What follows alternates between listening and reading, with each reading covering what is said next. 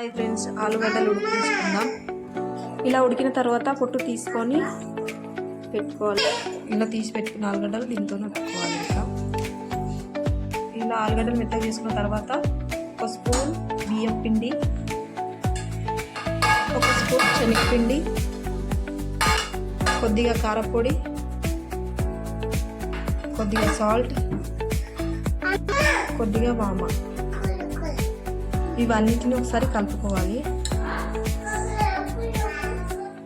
ఉల్లిపాయలు వేసుకోవాలి. ఇవన్నీ వేసుకొని ఒకసారి బాగా కలుపుకోవాలి.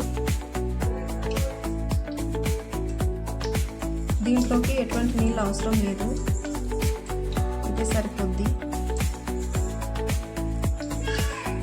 ఇప్పుడు బాండి పెట్టుకొని ఆయిల్ పోసుకొని ఆయిల్ వేడాక ఇది వేసుకోవాలి.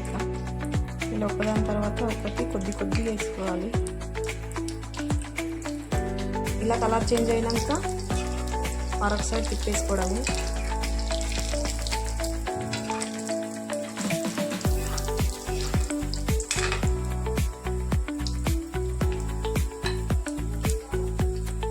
ఇలా ఒకదాని తర్వాత ఒకటి వేసుకోవాలి.